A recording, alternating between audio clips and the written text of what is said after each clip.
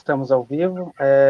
Primeiramente, boa noite a todas e a todos, pela presença na mesa de encerramento da Semana Acadêmica de História da UFR.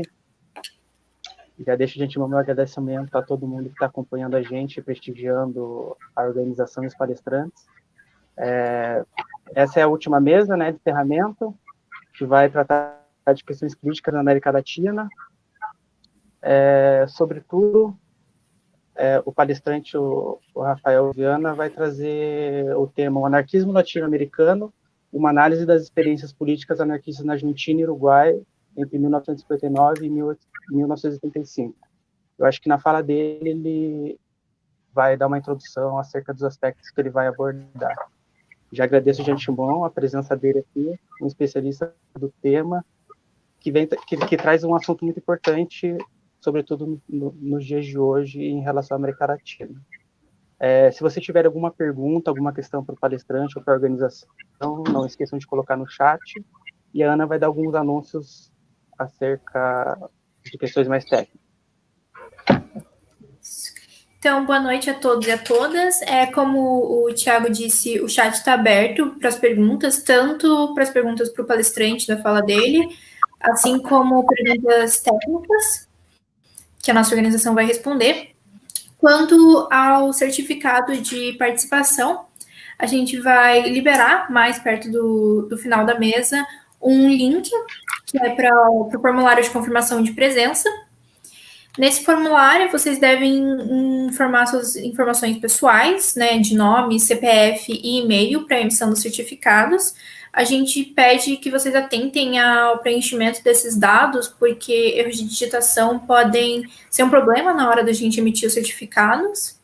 E além das suas informações pessoais, também é necessário inserir um código de 8 dígitos, que vai ser anunciado juntamente com o link, né? Então, ele vai aparecer tanto no chat quanto aqui na tela. E é importante também, então, que esse código seja inserido no formulário.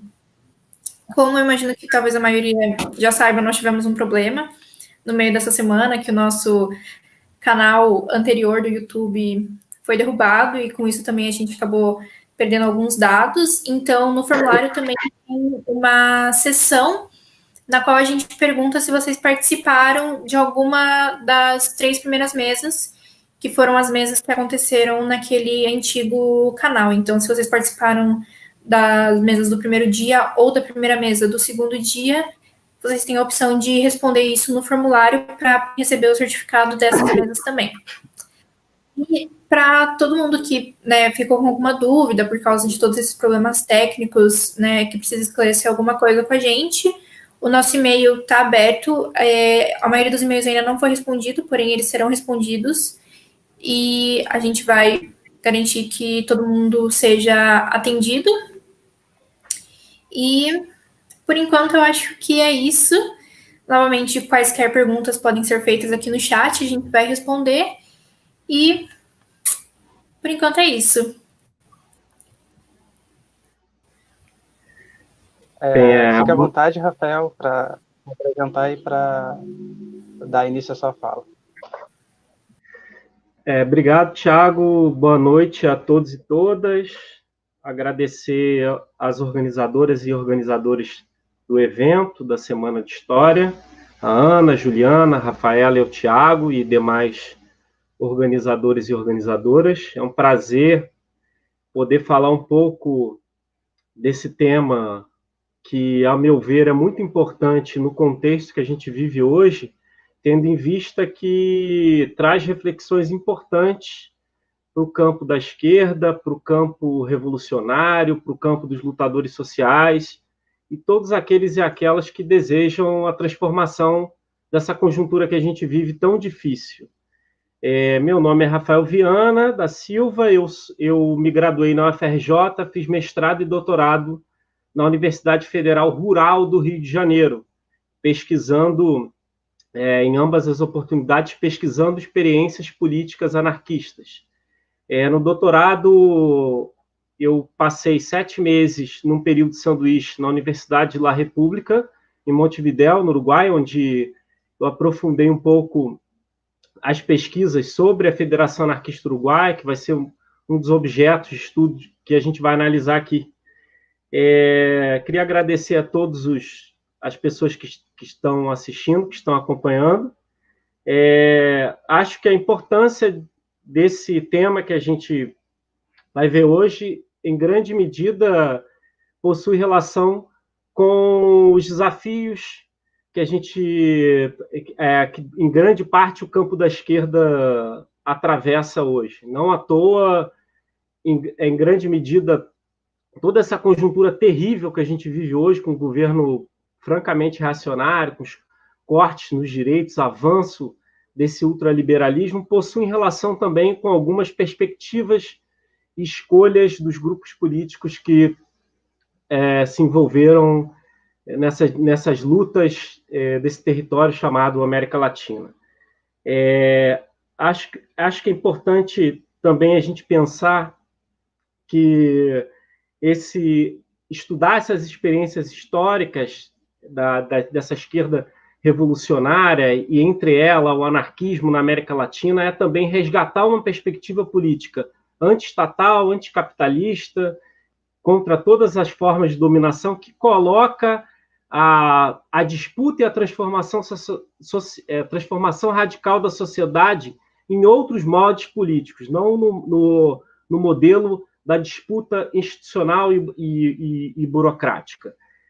Creio que é importante ressaltar também, nesse sentido, que essa experiência, apesar de ser uma experiência histórica, ela deixa frutos para o tempo presente, ela se entrelaça com lutas recentes, insurreições populares que ocorreram no Chile, na Bolívia, contra o recente golpe que ocorreu na Bolívia, as experiências de junho de 2013, lutas muito consequentes e anticapitalistas e, em grande medida, com o espírito libertário antiestatal forte que ocorre no Equador e no Chile. Então, esse é um fio condutor que une essas experiências que passam por esse continente chamado América Latina. Como eu disse, eu faço parte de uma iniciativa independente de pesquisa que se chama Instituto de Teoria e História Anarquista, onde vocês podem encontrar uma série de cursos, livros, artigos online, em PDF, sobre essa ideologia política, o anarquismo, e podem também aprofundar estudos e referências de outras experiências políticas e históricas que envolvem essa ideologia política. Então, para começar, o primeiro tema da pesquisa e questão geral seria uma pergunta que foi feita durante o trajeto de pesquisa, que é possível falar de um anarquismo latino-americano? Esse foi o principal questionamento.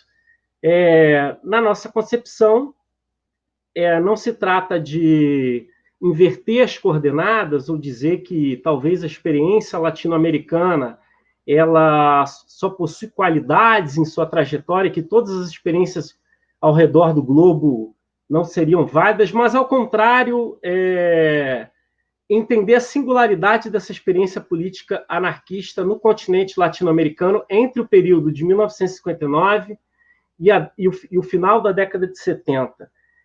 Então, nesse contexto, a gente pode confrontar uma determinada historiografia que vem trabalhando o anarquismo de uma maneira, vamos dizer, eurocêntrica, ou seja, que analisa o anarquismo a partir de figuras localizadas apenas na Europa ou na América do Norte, que só conhece algumas experiências em países europeus. Então, a possibilidade de a gente estudar isso amplia a visão sobre essa ideologia política. É inacreditável, por exemplo, que a gente conheça mais o Maio de 68 francês do que o Cordobaço e o Roçariaço, que foram duas grandes insurreições em 1968 e 69 na Argentina. Creio também que os currículos das universidades, a formação política em geral, em território brasileiro, ela sofre uma influência muito grande dessas coordenadas europeias, eurocêntricas e norte-americanas. Para iniciar a nossa apresentação, primeiro falar um pouco dos conceitos e a metodologia que foram utilizados nessa pesquisa. A primeira questão, uma revisão dos conceitos de anarquismo baseados no senso comum, ou seja, tem toda uma historiografia, uma construção panfletária etimológica ou histórica do anarquismo que reduz o anarquismo a a uma perspectiva senso comum. Então, tenta entender o anarquismo a partir da sua palavra, da sua etimologia, analisa o anarquismo a partir do que os seus adversários dizem, ou, por fim, tem uma visão histórica do anarquismo, não localiza o anarquismo dentro de um contexto temporal específico. É importante também que nessa pesquisa eu tentei utilizar algo que a gente vem desenvolvendo dentro do Instituto de Teoria e História Anarquista, que é entender o anarquismo a partir de uma relação entre teoria e prática. O que os anarquistas e as anarquistas fizeram na história precisa ser analisado a partir das suas práticas políticas, mas também das suas discussões teóricas, para não ocorrerem extrapolações que reduzem o anarquismo a um ou outro autor, a um ou outro livro, ou mesmo tornam uma experiência muito singular, né? Então, entender essa relação entre teoria e prática. Uso da história global, transnacional e comparativa. Então, hoje as pesquisas de anarquismo vêm avançando muito, tentando trazer uma visão global sobre essa ideologia, as redes que existiam de relação entre os militantes e as militantes, analisar as experiências de maneira comparada para a gente não cair no erro político que, inclusive, a militância, por vezes, pode também correr, que é não entender o que está acontecendo de maneira global, comparativa e transnacional. Se existe luta em todos os continentes, existe também experiências e formas de dominação que vão se articulando de maneira continental e global. Por fim, a chamada história social vista de baixo, uma revisão crítica daquela história das ideias políticas, que enxerga, por exemplo, o anarquismo a partir de 7 grandes figuras, ou uma história das ideias políticas que vai analisar as transformações sociais pelas mudanças institucionais do Estado. Então, aqui, nessa pesquisa, eu tentei analisar um pouco o que está acontecendo no tecido social, que é, de fato, o que parece ser o mais importante para entender esse objeto.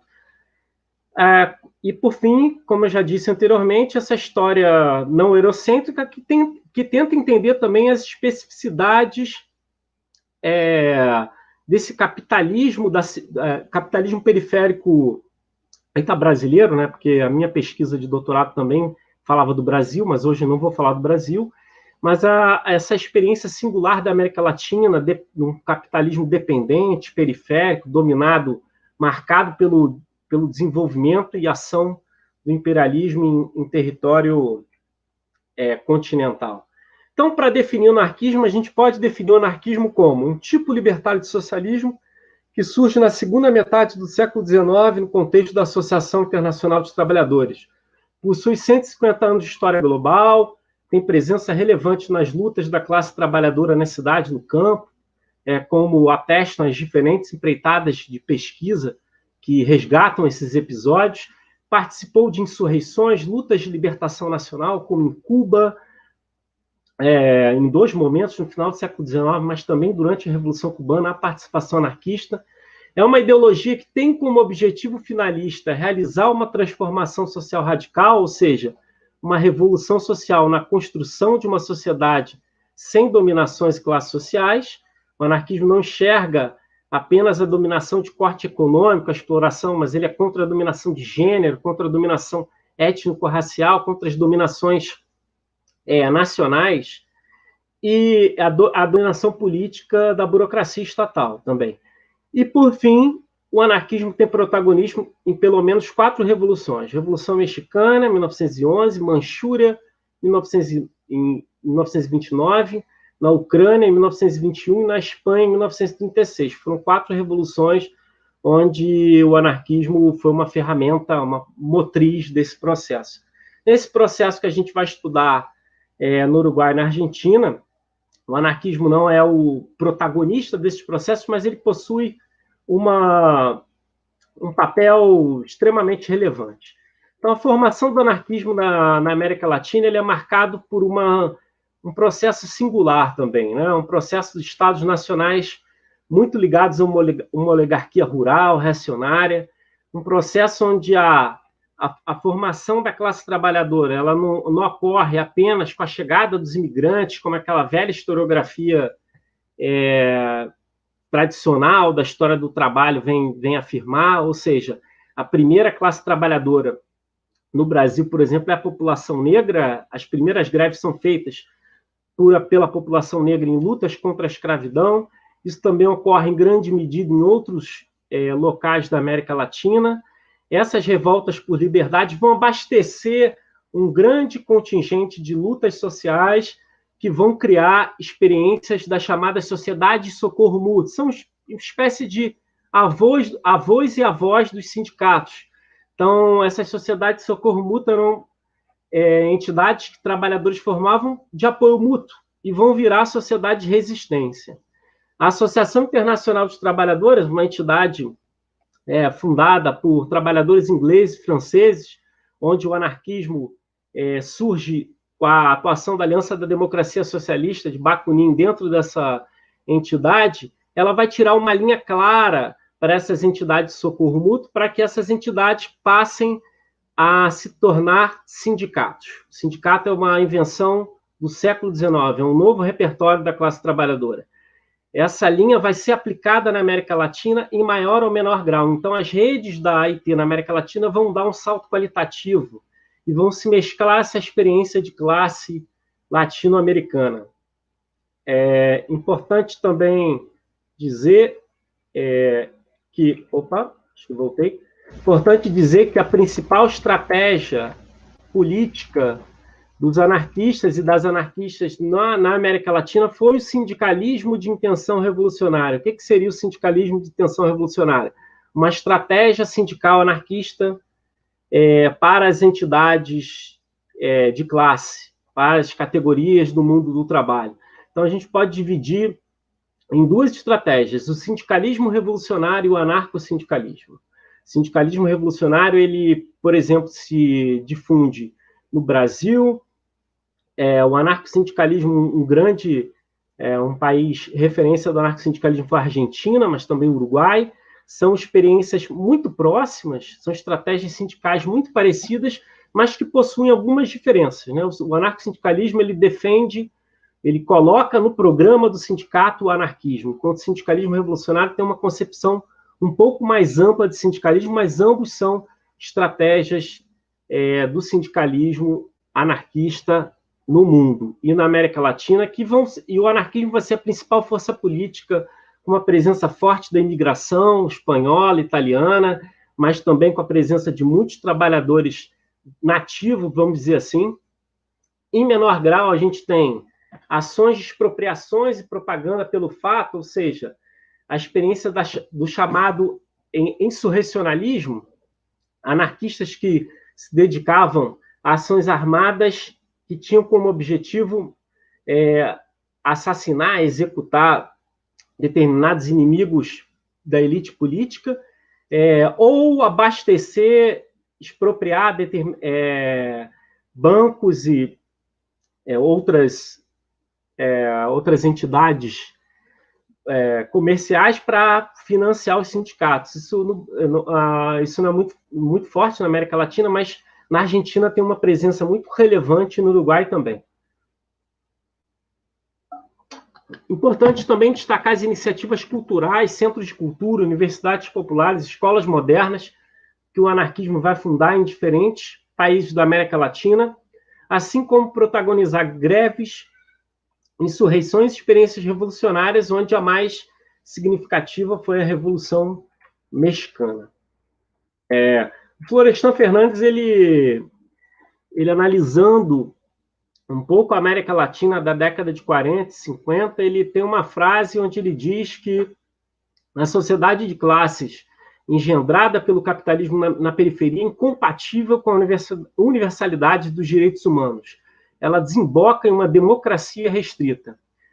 Essa frase é perfeita para a gente analisar o contexto do anarquismo na década de 40 e 50, onde as principais transformações desse campo político, principalmente no Uruguai e na Argentina, vão ocorrer. O que a gente tem, por exemplo, entre 1930 e 1933, um cientista político uruguaio, ele afirma que se produziram, entre esses 3 anos, 10 golpes de Estado na América Latina. É uma cifra realmente impressionante em termos de mudanças na correlação política desse continente. Se a gente for pensar que a América Latina é marcada por inúmeros golpes de Estado, não só na década de 30, mas também na década de 40, 50, 60 e 70, a gente consegue entender também um pouco o contexto político que a gente vive hoje, tendo em vista que em 2016 houve um golpe jurídico parlamentar que destituiu uma presidente eleita no Brasil, assim como houve também um recente golpe na Bolívia e ensaios golpistas que estão ocorrendo hoje, principalmente na Argentina e na Venezuela. Então, a gente pode dizer que essa democracia restrita de que aponta do qual aponta a Florestan Fernandes, ela é uma marca, ela é uma marca política e algo de longo prazo que ocorre dentro da América Latina, que nos faria pensar e refletir sobre esse republicanismo ingênuo de uma certa esquerda ilustrada que reforça sempre que as instituições da democracia burguesa estão funcionando. Bem, o funcionamento das instituições democrático-burguesas no capitalismo periférico latino-americano demonstram que o funcionamento é o golpe. A norma é a exceção. É o golpe, é a repressão, é a tortura e o Estado policial quando isso lhe interessar, né? Não à toa a gente está vivendo uma epidemia de Covid que no nosso país já matou 150 mil pessoas, isso sem levar em conta a subnotificação. Então, o anarquismo e o sindicalismo nas décadas de 40 e 50 ele sai de uma crise política dos anos 30, lembrar que o mundo do trabalho, no mundo inteiro, mas em específico na América Latina, há um processo muito intenso de aprofundamento do chamado corporativismo sindical. Os sindicatos são atrelados, na maioria dos países, ao Estado, eles viram praticamente apêndices desse Estado, então há uma luta dos trabalhadores em relação a essas mudanças no mundo do trabalho. A gente pode dizer também que é um movimento do capital, que a gente pode denominar, baseado em outros autores e autoras, como a pesquisadora Virginia Fonte, do capital imperialismo, ou seja, um processo do capital que afeta a América Latina e que vai tentar promover um desenvolvimento subordinado. Então, os processos desenvolvimentistas que ocorrem, por exemplo, no Brasil, na Argentina, em muito menor escala no Uruguai, eles são, em grande medida, controlados e cerceados pela ação da agência do imperialismo e dos seus sócios locais, das elites oligárquicas da América Latina, que, no primeiro momento, em algum momento, vão apoiar esse desenvolvimento, mas quando essas ameaças e essas pressões começam a se desenvolver, rapidamente se associam a esse capital norte-americano, e, por fim, esse desenvolvimentismo ele é estancado em sua raiz por um dado estrutural da realidade. Por fim, a gente poderia também falar do contexto da Guerra Fria, né? Lembrar que a década de 40 e 50 traz um paradigma novo, que é a disputa entre esses dois polos políticos, Estados Unidos e a União Soviética, onde o anarquismo ele passa a conviver com essa polarização entre esses dois campos e passa a tentar se posicionar em relação a esses dois grandes campos políticos. O fenômeno do nacionalismo latino-americano também ressalta, isso é importante, como uma nova força política que emerge dentro desse contexto dos quadros nacionais, e, por fim, um ciclo revolucionário e contra-revolucionário da década de 40 e 50, né, com revoluções em Cuba, processos insurrecionais importantíssimos como na Bolívia, golpes no Paraguai e na Guatemala, que tornam a América Latina um tabuleiro de disputa desse jogo entre o imperialismo e o anti-imperialismo.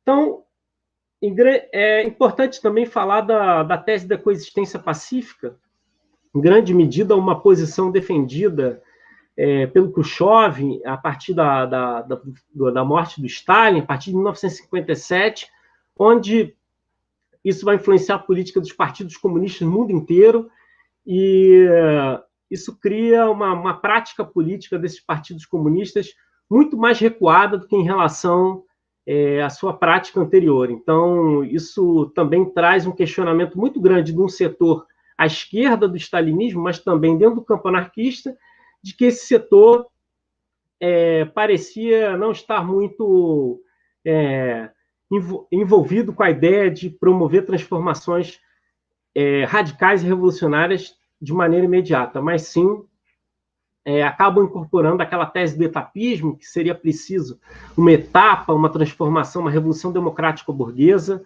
ou coisa do tipo, para que, assim, o processo revolucionário, em algum momento, ocorresse. É importante falar que a Argentina ela é influenciada por todos esses fatores mencionados, e o anarquismo argentino, até 1929, o anarquismo é representado pela Federação Obreira Regional Anarquista. É uma federação sindical, anarco-sindicalista, que passa a sofrer, a disputar o sindicalismo junto com mais duas organizações sindicais, a COA e a USA, e entra num processo, digamos, de declínio. Então, é muito difícil para fora se recuperar dessa crise do sindicalismo, apesar de manter presença, inclusive, nas décadas posteriores. E, para completar o quadro, é fundada a CGT a partir da COA e da USA, que é um sindicalismo de resultado, um sindicalismo afinado com esse reformismo latino-americano dentro do quadro desse recente desenvolvimentismo latino-americano. Então, a Argentina também ela é atravessada por golpes de Estado e por processos de repressão muito duros, que vão afetar a esquerda, mas em sobremedida afetam intensamente o anarquismo, com a restauração conservadora de 1930 a 43, com Uriburu, né, um general que inclusive vai fuzilar o Severino Giovanni, um anarquista muito conhecido, com governos conservadores do Agustín Justo, do Roberto Ortiz, e com muita dificuldade, os anarquistas vão se organizar em meio praticamente na clandestinidade. Então, a primeira reflexão anarquista em relação à crise do sindicalismo anarquista na Argentina é sobre a necessidade de uma organização política anarquista.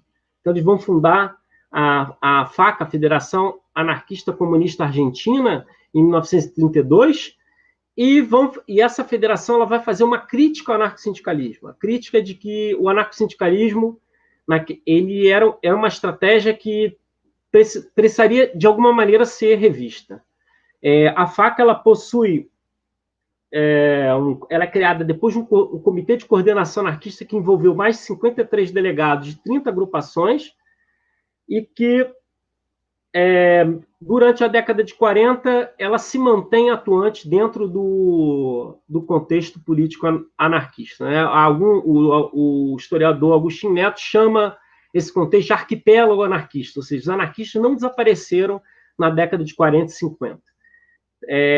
A consolidação do peronismo faz com que os anarquistas tenham que lidar com um novo oponente na luta sindical que é muito efetivo, porque o peronismo é o populismo, é a forma mais acabada do populismo latino-americano. É o populismo argentino que possui sua base nas entidades sindicais, e no Brasil não teve algo que chegou perto disso, né?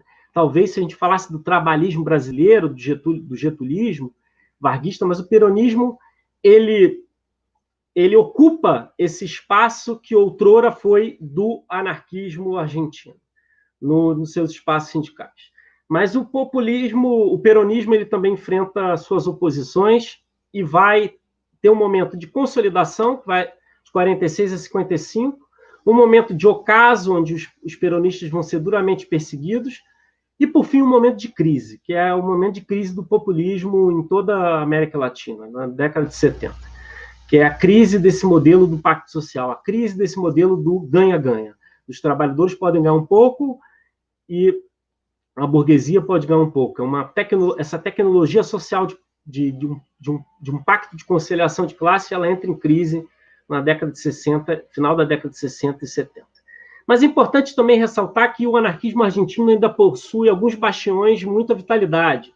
Exemplo, na Federação dos Trabalhadores da Construção Naval, da FOCNE, Federação dos Obreiros de Construções Navales, que é uma entidade que vai protagonizar, em 1956, a greve mais longa do sindicalismo argentino até hoje, para vocês terem ideia. Uma greve impulsionada pelos anarquistas. É curioso porque há todo um discurso historiográfico que enxerga o fim do anarquismo nas barricadas da Revolução Espanhola, ou da Guerra Civil Espanhola, em 1939, onde a gente tem, na década de 40 e 50, anarquistas envolvidos com grandes experiências de luta sindical, de maneira a fazer parte dessa paisagem sindical em território latino-americano.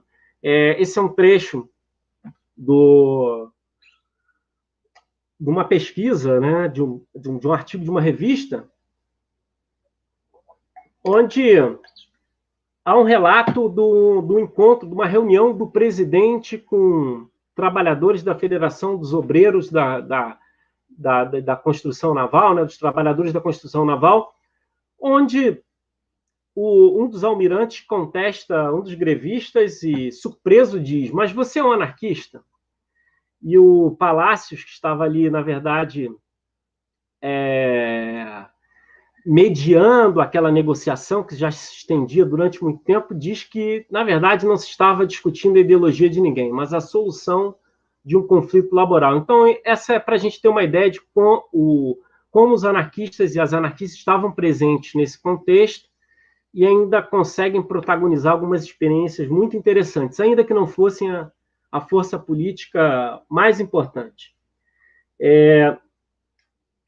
No Uruguai, a gente tem um contexto muito parecido com o contexto do anarquismo argentino na década de 40 e 50. Com uma presença forte do anarcossindicalismo, da Federação Obreira Regional Uruguaia, um posterior racha, que não dura muito tempo, da União Sindicalista Uruguaia, que vai durar 1 ou 2 anos. Mas o Uruguai tem uma especificidade que pode explicar a experiência que a gente vai falar aqui, que é a presença de um sindicalismo autônomo. No Uruguai, o corporativismo sindical ele foi de muito menor vulto do que na Argentina e no Brasil, por exemplo. E já havia, dentro do anarquismo uruguaio, uma crítica ao anarcossindicalismo. Então, principalmente depois de 1950, alguns círculos anarquistas começam a discutir a necessidade de pautar uma outra estratégia sindical anarquista para aquele contexto. É importante dizer que o Uruguai também é conhecido por um fenômeno chamado batilismo, né, que vem do presidente Jorge Batlle, que era um presidente marcado por políticas progressistas, onde o fenômeno do populismo praticamente não existiu no Uruguai. A gente não tem o fenômeno do peronismo na Argentina, a gente não tem no Uruguai um fenômeno parecido, que seria o trabalhismo no Brasil. Então, isso também permite uma margem de ação mais autônoma desses sindicatos, que permite, inclusive, uma difusão do anarquismo com maior sucesso. Mas é importante dizer que, durante toda a década de 50, existem uma série de medidas de segurança tomadas pelo Estado uruguaio, de militarização de greves, com presença do Exército, intervenção em greves, que vão mostrar que esse contexto não era... O Uruguai estava muito longe daquela consigna que seria a Suíça da América. O Uruguai estava muito distante dessa imagem idílica. Então, no Uruguai, existem 4 círculos que vão começar a dialogar para construir uma outra referência política anarquista nesse país. Primeiro, os sindicatos autônomos, principalmente os sindicatos ligados aos frigoríficos, aos trabalhadores dos frigoríficos. Segundo, as chamadas juventudes libertárias, estudantes libertários que atuavam em algumas entidades no país.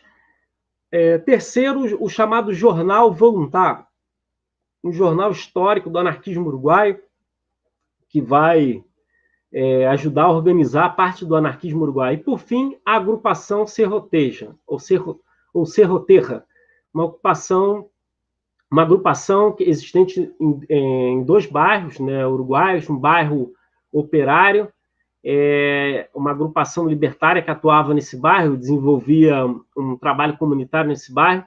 Então, é um consenso entre os pesquisadores da FAO, e aí eu cito nominalmente o trabalho do Daniel Alves, que escreveu uma brilhante dissertação de mestrado chamada Riba los que lutam, recomendo a todos e todas, e o trabalho do Ricardo Ramos Rugay, um trabalho pioneiro de estudo na FAO, Partido Anarquista, onde ele estuda também o surgimento da FAO. Esses 2 pesquisadores, eu me somo a eles nessa afirmação, têm consenso de que esses espaços foram os espaços fundamentais para a criação da Federação Anarquista Uruguai. E, por fim, a influência de um anarquismo expropriador. Lembrar que o Uruguai, o Rio da Prata, o Uruguai é muito próximo da Argentina, dividido por uma fronteira muito tênue, e era muito comum haver o trânsito de anarquistas expropriadores, aqueles que, como eu disse, praticavam ações armadas nesses países. Eles transitavam entre um mundo e outro. Então, também trazem essa bagagem da necessidade da violência revolucionária para o anarquismo uruguaio. Então, a FAO é montada uma comissão pró-Federação Libertária Uruguaia em 52, e a FAO é fundada, por fim, em 56. Então, percebam que nos 2 países a gente tem experiências de 2 organizações anarquistas que vão fazer reflexões críticas sobre o anarcossindicalismo, reflexões críticas sobre a crise do anarquismo nesse país e a necessidade, por fim, de se ter uma organização política firme para que se possa ser efetiva na luta de classes nesses países. Acho que é importante também a gente ressaltar uma cultura política e um clima, principalmente no campo das esquerdas, que pode ser chamado de latino-americanismo. Então, vamos lembrar que depois do final da Segunda Guerra Mundial, há um processo de nacionalismo, de movimentos nacionalistas no continente africano, no continente asiático, começam movimentos, lutas de libertação nacional, na verdade, já começam dentro da Segunda Grande Guerra e se espraiam para a década de 50. Esses movimentos vão colocar em xeque o imperialismo e o colonialismo e vão afirmar uma posição de luta política e luta popular de valorização desses continentes subjugados. E dentro da América Latina, a gente tem a presença do chamado latino-americanismo, que era uma faceta desse terceiro mundismo, vamos dizer assim, que é a defesa, sim, o terceiro mundo é capaz de promover as suas transformações sociais, é capaz de trilhar o seu próprio destino, e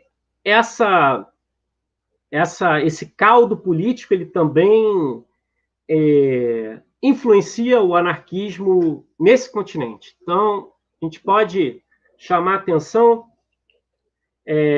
para a Conferência Anarquista Americana, um encontro que ocorre em Montevidéu, com a presença de anarquistas com delegações, na verdade, participam anarquistas cubanos enviando temários, não participam presencialmente, participam anarquistas norte-americanos, brasileiros, uruguaios, argentinos, chilenos, que nesse encontro tiram algumas linhas de ação para o anarquismo no continente. Primeiro, estudar a realidade americana. Então, os problemas da América Latina, apesar de estarem ligados ao que ocorre no sistema mundo capitalista, eles possuem certa especificidade. Segundo, uma tentativa de coordenar continentalmente o anarquismo, coisa que não foi muito bem executada. Terceiro, uma crítica dura ao imperialismo norte-americano, mas também ao imperialismo russo, ao imperialismo bolchevique, e uma crítica ao nacionalismo oligárquico. Então, apesar de terem participado de lutas de libertação nacional, os anarquistas vão criticar esse nacionalismo burguês, oligárquico, onde não é possível promover transformações sociais para a classe trabalhadora. A principal linha política da Conferência Anarquista Americana é uma linha política de inserção no movimento operário e apoia as lutas que ocorriam em Cuba, Hungria, Bulgária e Rússia. A influência da Revolução Cubana também vai ser outra marca desse anarquismo latino-americano. A Revolução Cubana traz debates na esquerda sobre a questão agrária, dependência externa, o terceiro mundo, crítica ao etapismo. Traz também, os anarquistas, inclusive, participam da Revolução Cubana e são reprimidos depois pelo Partido Único, que vai se formar em 62 em Cuba, socialista. Mas a Revolução Cubana, junto com outras experiências armadas, como a Revolução Chinesa, a Guerra da Coreia e a Guerra de Guerrilhas na Argélia, ela traz o que eu chamei na minha tese de gramática guerrilheira. Ou seja, uma gramática guerrilheira seria um determinado modo de... uma forma de pensar um elemento militar que vai introduzir variáveis importantes dentro do anarquismo nesse continente, variáveis como tática, como estratégia, variáveis de longo e curto prazo, acúmulo de força social, que vai enriquecer essa proposta do anarquismo continentalmente. E a literatura da luta armada, ela também sofre a contribuição de um anarquista chamado Abraham Guilhem, que é um cara fantástico, que lançou mais de 20 livros, tem sobre economia, sobre sociedade, tem alguns livros sobre a guerrilha urbana, onde ele, inclusive, polemiza, né, presencialmente com Ernesto Che Guevara, quando ele visita Cuba. É um anarquista fantástico que vai ser responsável pela formação de uma concepção de luta armada, não só anarquista, mas de outras organizações também. Importante a gente pensar que há um contexto, se o contexto da década de 50 é marcado por processos de libertação nacional, de revolução e processos de contra-insurreição, a década de 60 e 70 prossegue com o acirramento da luta de classe. Então, a gente pode separar em 3 momentos: um momento de impacto da Revolução Cubana no anarquismo uruguai-argentino, que é de 59 e 64, onde há um momento de renovação do anarquismo, de um setor do anarquismo nesses países, um momento de prática política, né, de um momento marcado por golpes de Estado, ditaduras e ditaduras constitucionais, onde o anarquismo também se depara com levantes operários do maio de 68 e em 69, em diversos países.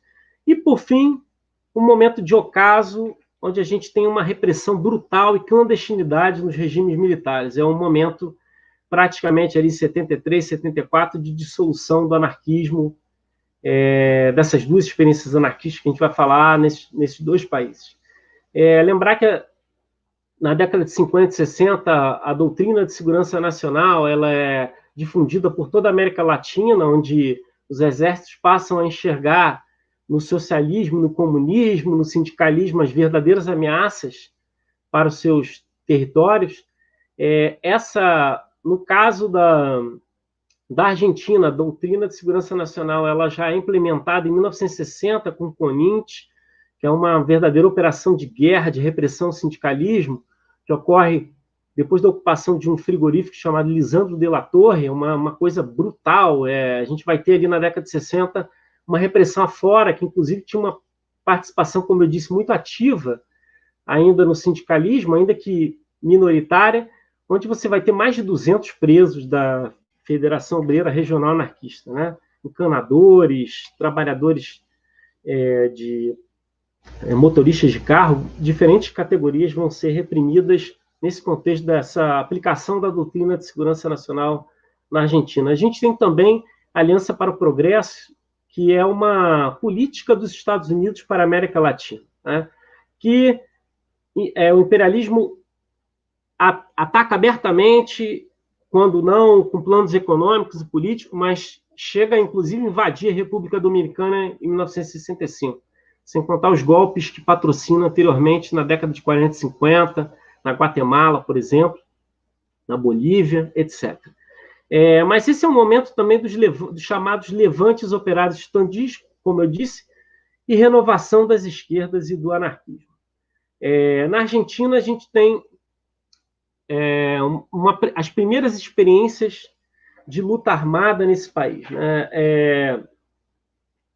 Lembrar que a luta armada ela é uma variante da luta de classes. A luta armada ela surge como uma ferramenta num determinado setor da classe trabalhadora em relação a uma disputa de hegemonia, no contexto dado. Então, em 1958, tem a primeira experiência de luta armada ligada ao peronismo, né, os Uturuncos, que é uma experiência que fracassa, mas que é assessorada por um anarquista chamado Abraham Guilhem. Ele assessora essa experiência de luta armada e ele, a partir disso, ele passa a formar uma série de organizações de esquerda, né, como os Tupamaros, a própria Federação Anarquista Uruguaia. Ele tem contatos com o PRT, o ERP, uma organização trotskista e também de luta armada. E o Abraham Guilhem, ele é crítico à teoria do foco. Ele faz uma crítica à teoria do foquismo guevarista. Ele acha que as características da América Latina elas devem ser observadas e a luta armada deve se adequar no Uruguai, por exemplo. Ele acha que no Uruguai não era possível fazer o foco, mas sim uma luta armada no urbano. Como eu disse, as primeiras polêmicas sobre a Revolução Cubana já acontecem nas visitas anarquistas de Cuba, dois anarquistas argentinos, Danussi e Guillén. Esses anarquistas vão conhecer Cuba, voltam muito impressionados, mas voltam também com críticas ao regime cubano, que vai se sovietizando a partir de 61 e 62. Essas polêmicas elas estouram dentro do anarquismo latino-americano, mas há três questões centrais que passam a ser temas de dissenso dentro do anarquismo uruguai-argentino: o anti-imperialismo, a luta armada e a violência.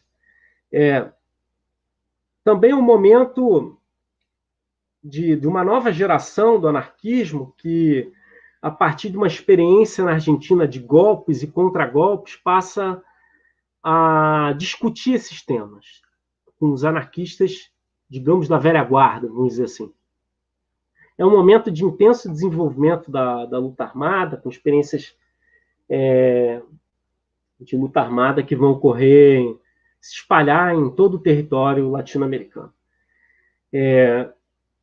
Então, essa nova geração anarquista, situada na cidade de Córdoba, na província de Córdoba, na província de La Plata de Buenos Aires, passa a se confrontar com a presença de um anarquismo argentino que possui uma outra perspectiva política, uma perspectiva mais anarco-sindicalista.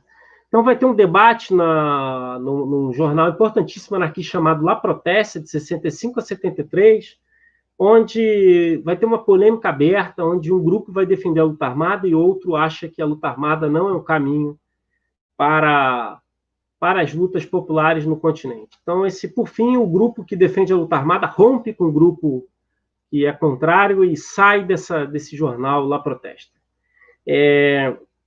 Interessante também que nesse momento é um momento que jovens ligados à contracultura e que vão se afastando dessa perspectiva social vão se inserindo num bairro, no chamado bairro de Colônia Lola, em Córdoba, né? E começam a desenvolver um trabalho comunitário interessantíssimo, onde contra a violência de gênero, um trabalho de educação popular com reivindicações de serviços, né? Saneamento básico e outras questões que o bairro, que a população exigia, e começam a se inserir dentro desse bairro muito precarizado na província de Córdoba. essa experiência ela é muito interessante, convive com uma outra experiência chamada Tajer Total. O Tajer Total foi uma experiência na Universidade de Córdoba, onde o anarquismo possui um protagonismo interessante, dividindo com outras forças políticas, obviamente, do marxismo-leninismo, do peronismo, mas o Tajer Total é a ideia da total redefinição da universidade.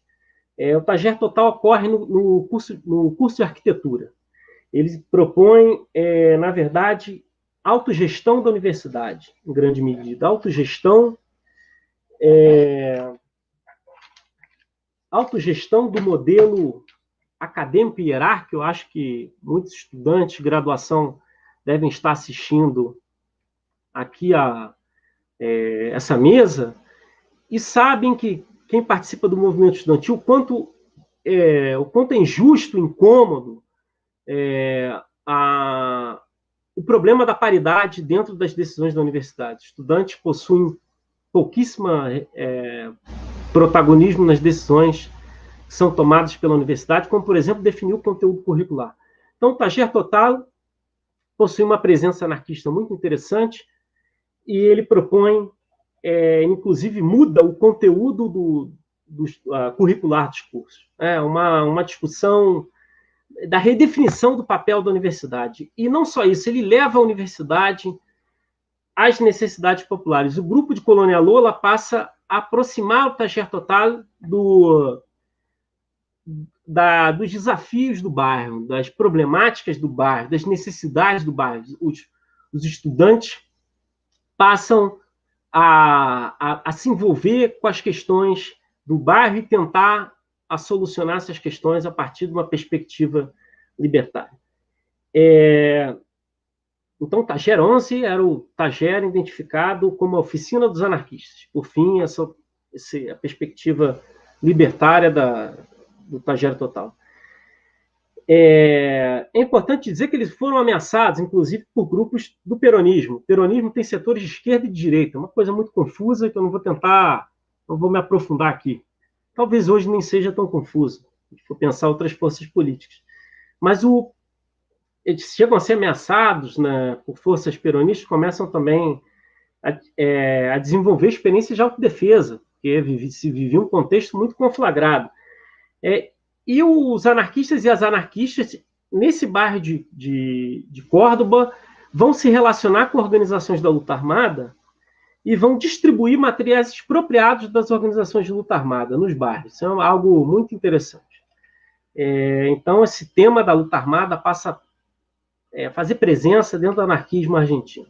Então, se funda, em 1969, uma organização chamada Linha Anarco-Comunista, tá?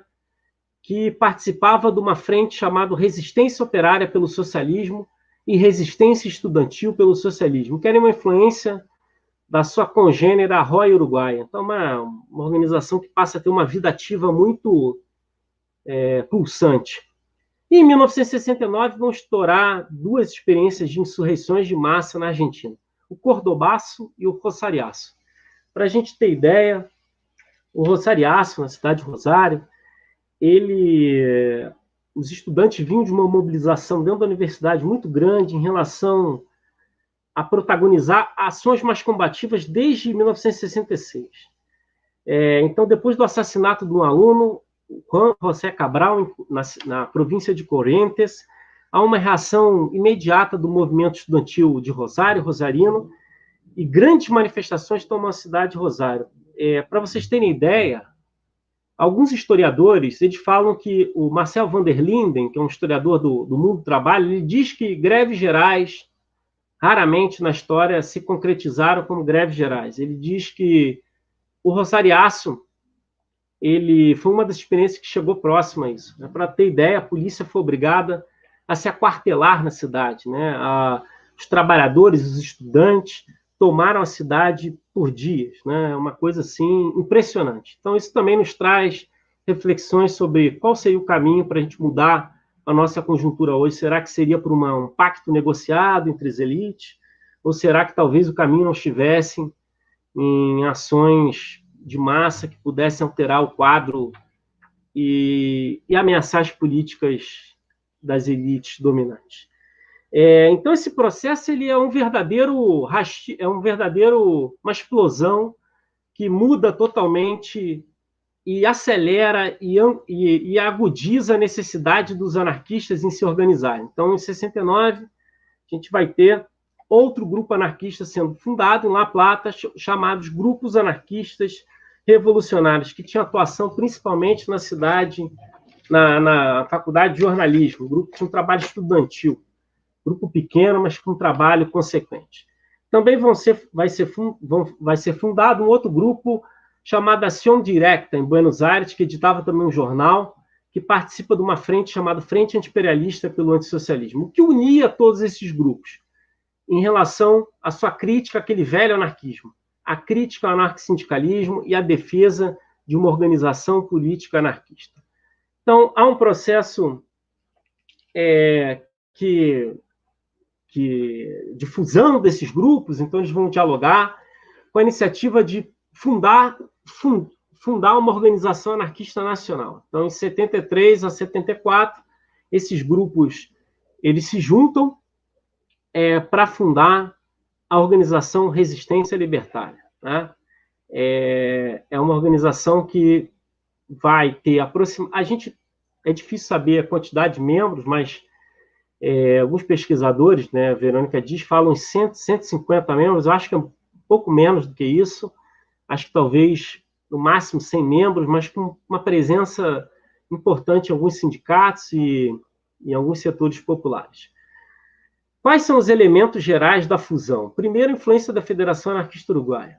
Segundo, a defesa da violência revolucionária e da luta armada.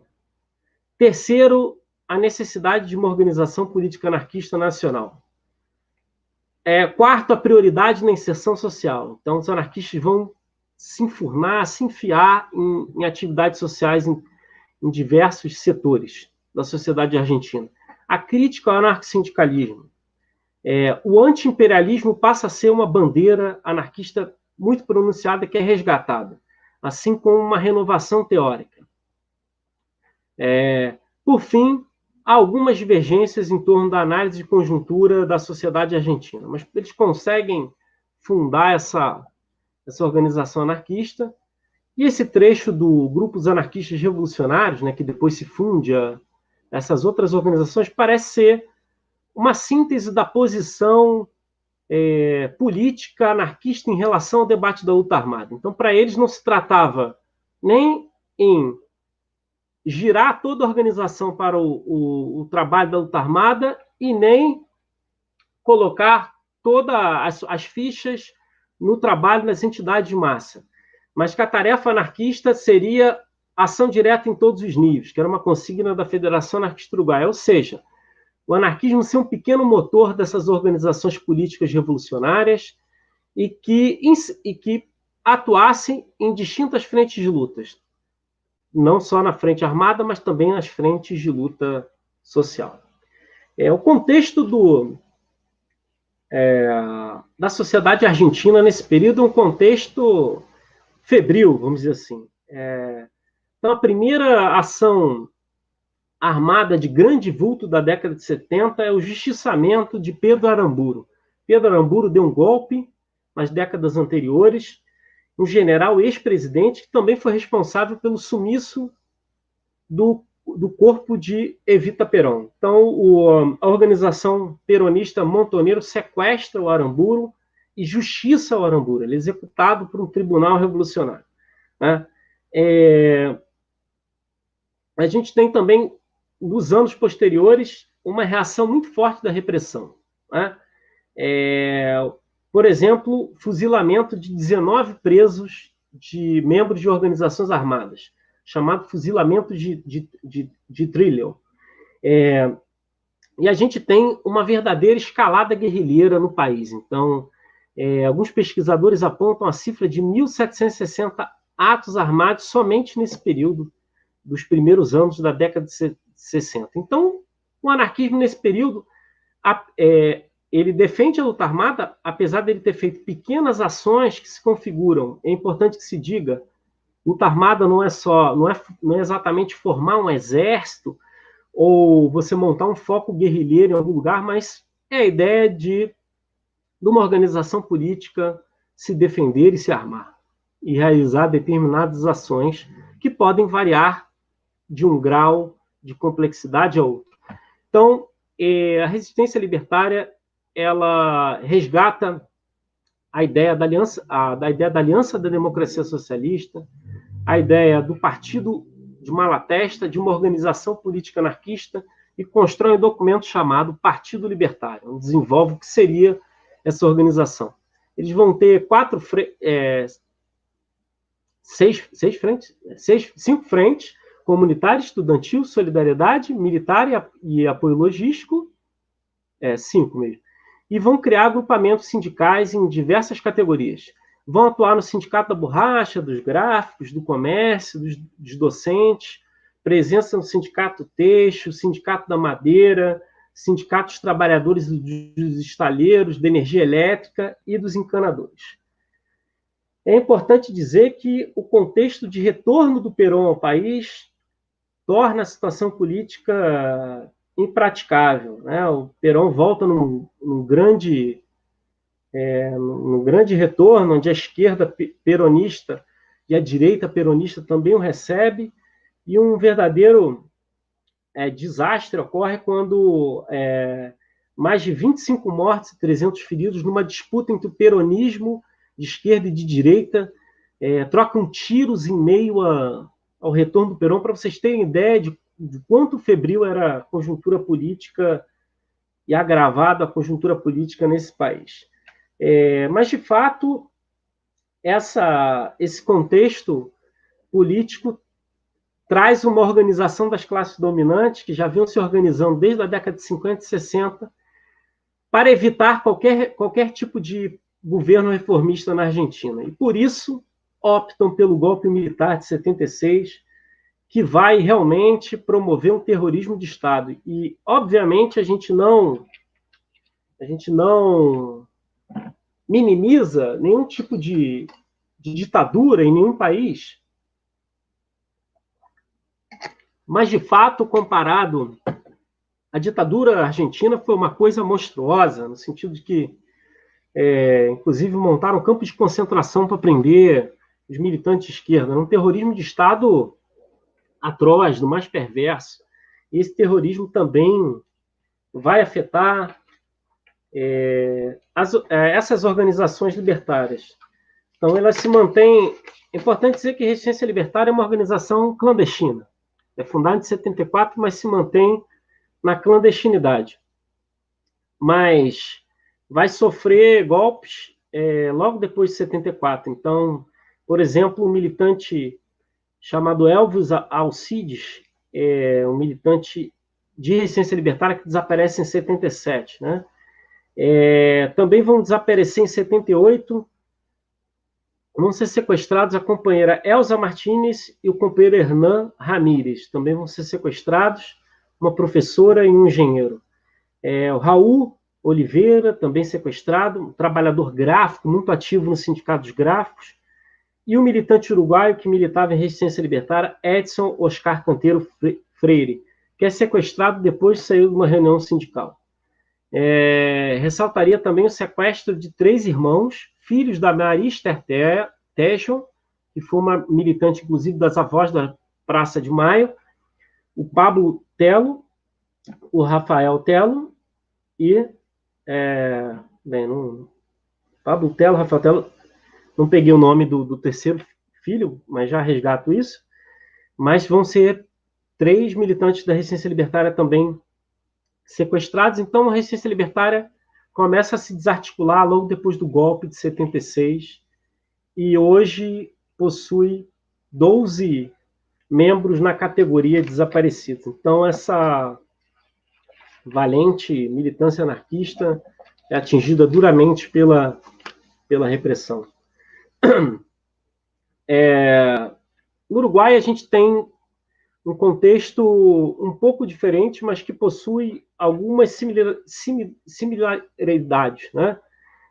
Já desde a década de 50, a Federação Anarquista Uruguaia se envolve em comitês de apoio a Cuba e começa a desenvolver no país um debate sobre a Revolução Cubana, e essa polêmica da Revolução Cubana dentro da Federação Anarquista Uruguaia, ela vai ter um debate que começa em 63 e termina, começa em 1959 e termina em 63, com a saída de alguns anarquistas que divergem das posições que a Federação Anarquista Uruguaia começa a defender naquele momento, em específico reivindicar a prioridade na luta operária, a defesa da violência revolucionária e uma estrutura federativa que fosse mais orgânica, que fosse um anarquismo que fosse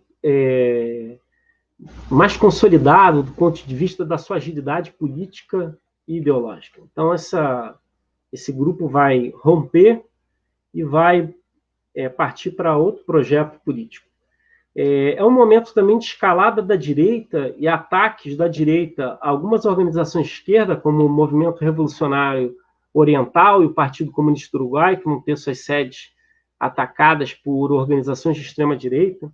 Tem o caso emblemático da filha de um grande militante, Daniel Barré, né, que vai ser sequestrada, né, por organizações de direita, e ela é marcada com uma suástica, né, com canivete, e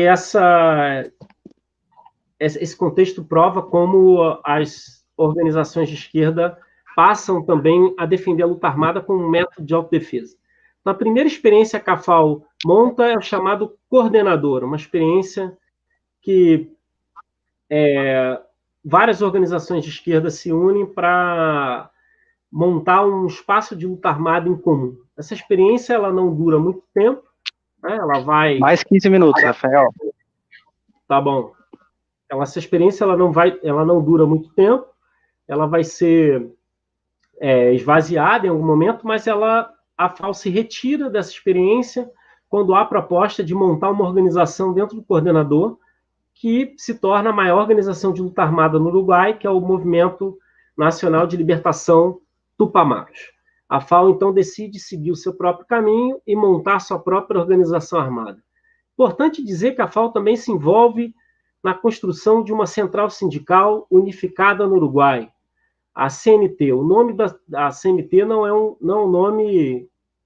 uma coincidência com a CNT espanhola.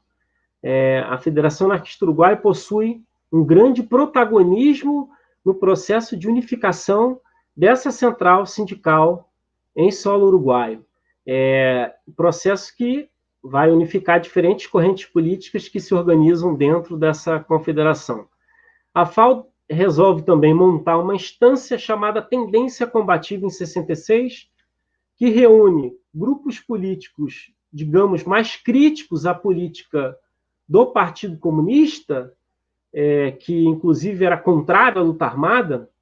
Então, esses grupos se organizam dentro da Tendência Combativa e passam a tentar influenciar os rumos da CNT, tendo em vista que, a partir de 66, a maior força política da CNT é o Partido Comunista Uruguai.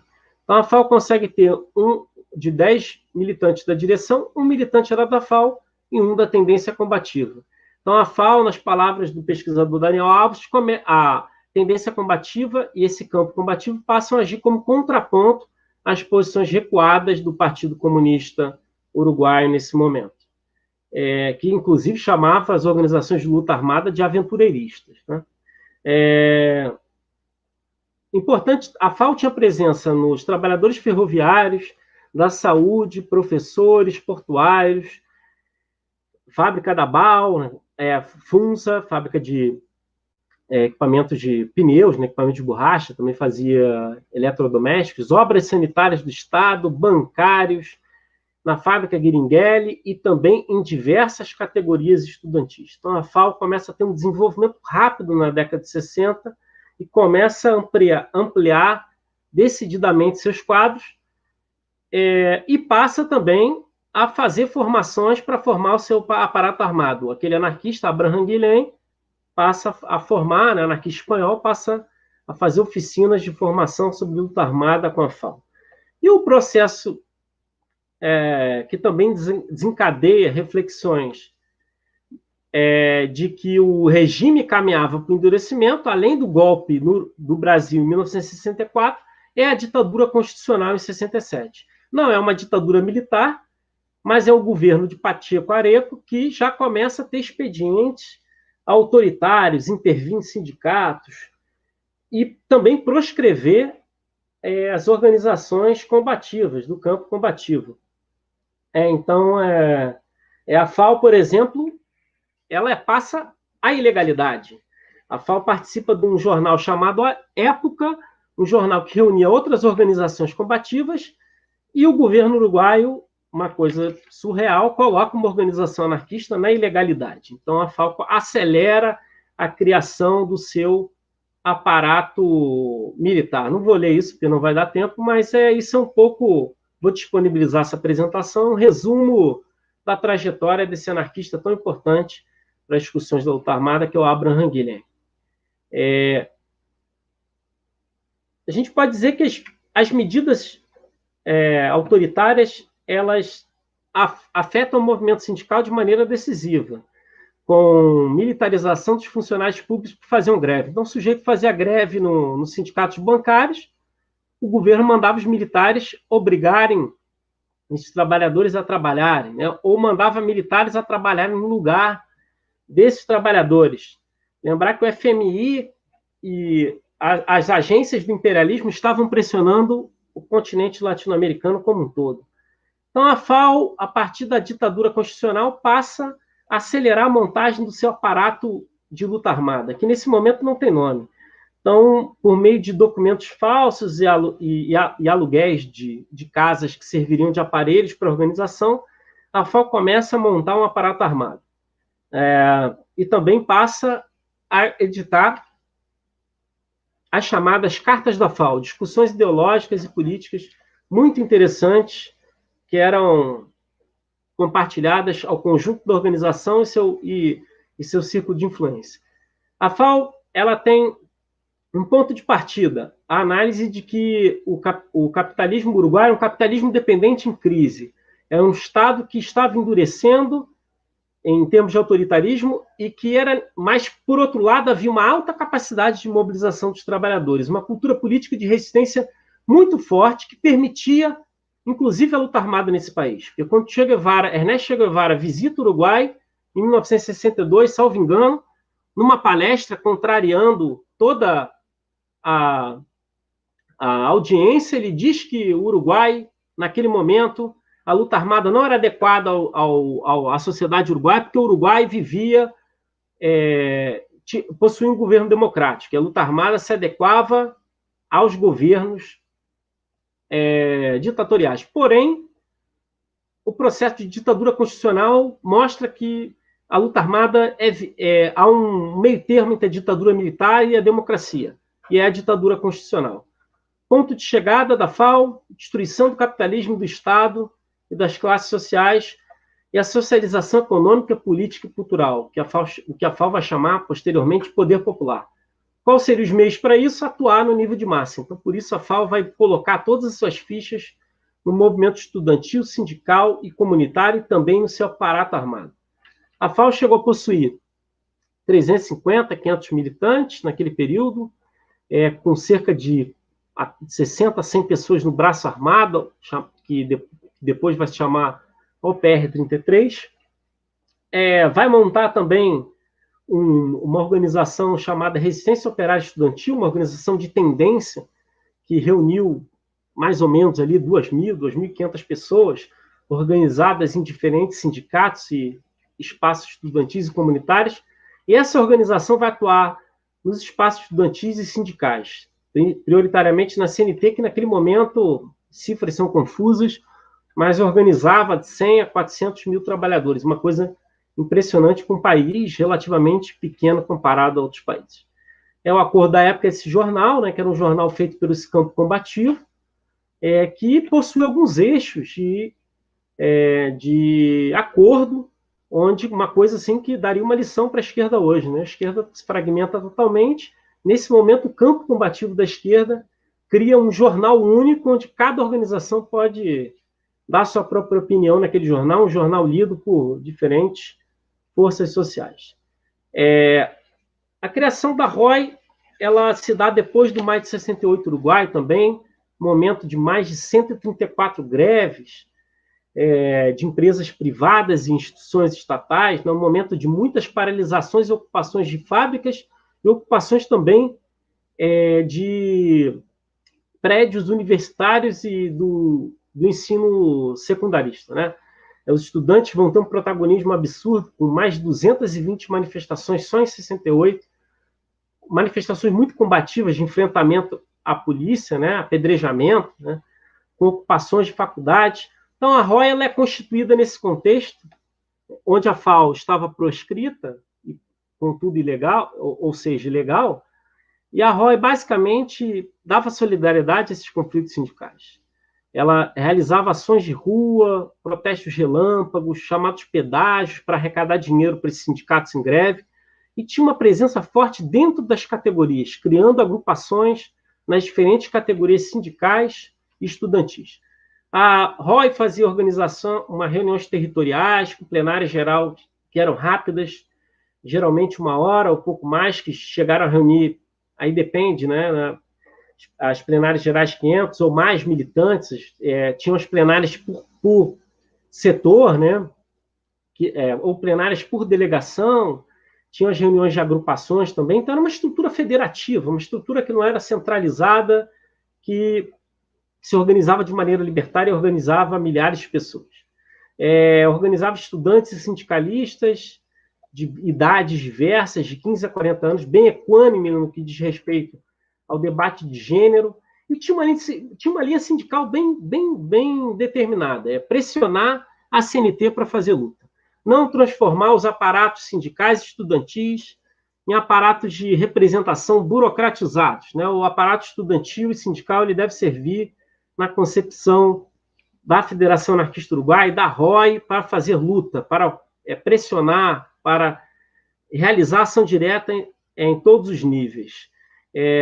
Vai ter um protagonismo muito grande nessas categorias mencionadas. Obviamente, não vou citar todas, mas vão ajudar, inclusive, a fundar e ajudar a fundar sindicatos quando aparecia algum conflito sindical. Já a OPR, ela conserva uma posição de luta armada que é diferente da posição defendida pelos tupamaros ou defendida pelas organizações de corte guevarista. Então, a Organização Popular Revolucionária 33 Orientais, ela não se propõe a substituir as organizações de luta social. Ela se propõe a ser uma organização que opere um aparato armado, que se articule com as lutas sociais quando as lutas sociais tiverem encontrado um determinado teto. Então, as primeiras ações armadas da OPR foram feitas basicamente para adquirir finanças da organização. Lembrar que já teve uma expropriação do Alberto Pocho Metioso, um militante da FAO, que antes da FAO ser fundada, ajuda a expropriar um banco na década de 50 e esse dinheiro vai servir para montar uma cooperativa que depois serve ao uso da Federação Anarquista Uruguai. Mas a FAO ela tem um momento de consolidação, de expropriação bancária, né? É importante lembrar que a gente tem, na história do anarquismo, a primeira expropriação bancária feita não por um grupo de afinidade, não por um grupo de anarquistas expropriadores, mas por uma organização política anarquista extremamente bem estruturada. Então, vamos expropriar o Banco de la Paz, em 68, e o Banco Divino, em 69. Né? Também destaco aí um fato que até 68, 69, essa organização passava batido no radar policial, até a explosão acidental na casa do militante Juan Carlos Metioso, onde a polícia acaba encontrando ali armas e material para fabricação de bombas, e ainda assim a polícia acha que é uma casa dos tupamaros, mas a FAO vai prosseguir com as suas ações políticas em termos de luta armada. Lembrar que a OPR-33 ela era organizada e controlada pela FAO, ela não tinha autonomia executiva. A FAO decidia o que a OPR iria executar. Ela se organizava com uma estrutura que reunia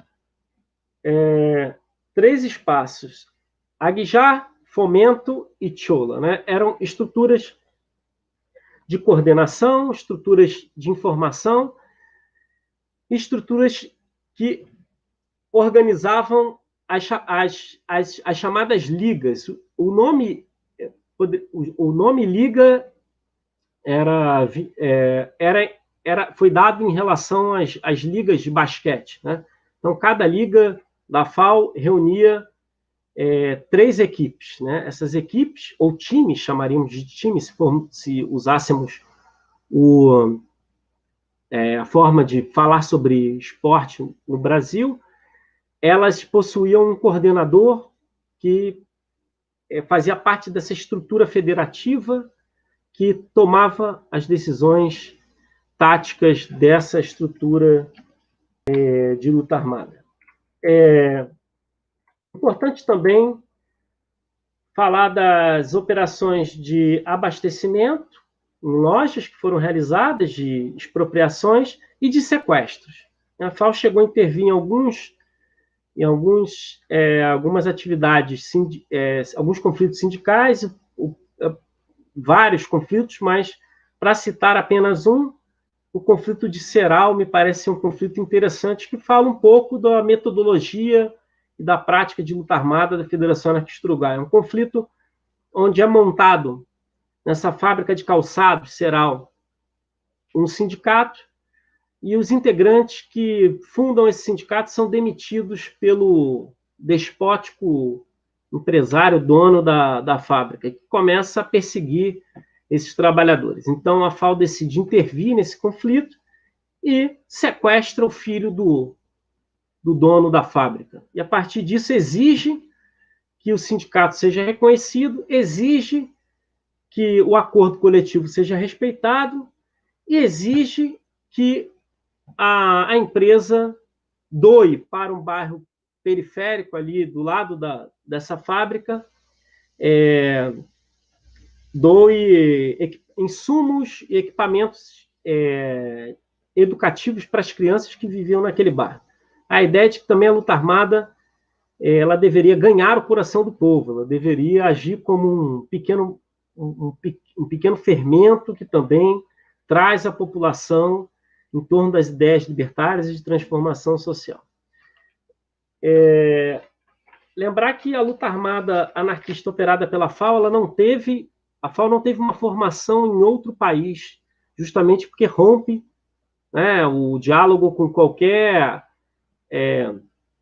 com o delegado cubano, ele é cortado ali em 64, 65. Então a FAO ela não teve isso que outras organizações de luta armada tiveram, que é uma formação técnico e militar em outros países. Então a FAO, a partir dos seus próprios saberes, ela vai formar o seu aparato armado com bastante eficiência. Inclusive, quando os Tupamaros são golpeados a partir de 72, e mesmo depois do golpe militar de 73, a FAO ela segue ainda com poucos golpes, né? Ela segue funcionando de maneira muito eficaz e com uma linha política muito consequente, até a sua desarticulação, na verdade, um recuo estratégico que a FAO dá para Buenos Aires, tendo em vista que as organizações de luta armada no Uruguai passam a ser destroçadas pela ferocidade do terrorismo de Estado. Bem, agora, para concluir, creio que meu tempo já não se esgotou, já está se esgotando. Eu creio que essa experiência política desses 2 países, do anarquismo, uma experiência mais relevante da Federação Anarquista Uruguaia, mas uma experiência que também merece ser mencionada e analisada, da resistência libertária, nos traz elementos interessantes para a gente pensar a investigação histórica e a luta popular hoje. Eu acho que, no que diz respeito à investigação histórica, a gente pode dizer que essa experiência ela se forma a partir de uma renovação teórica e ideológica que tem como principal influência o debate da luta armada, da Revolução Cubana e das discussões em torno da violência revolucionária. Então, esse debate vai fazer com que se apressem, nesses setores do anarquismo argentino e do Uruguai, um processo de renovação muito grande. Então, a necessidade do anarquismo não virar um dogma político, não reproduzir modelos que talvez tenham funcionado mais no passado e menos no presente. Então, essa gramática política ela é alterada substancialmente na década de 60 e 70, a ponto de ganhar um nome que hoje é um conceito e uma tradição política do anarquismo latino-americano que se chama especifismo. Então, eu entendo o especifismo como não uma formalização de um ou dois teóricos, mas como uma experiência acumulada dos setores populares libertários nesses dois países que conseguem, a partir da sua experiência e da luta de classes em seus respectivos territórios, constituir um tronco político histórico do anarquismo que, na minha concepção, tendo em vista a análise do contexto em que atuaram, parece ter sido muito efetivo na análise e no desenrolar da realidade. É importante dizer que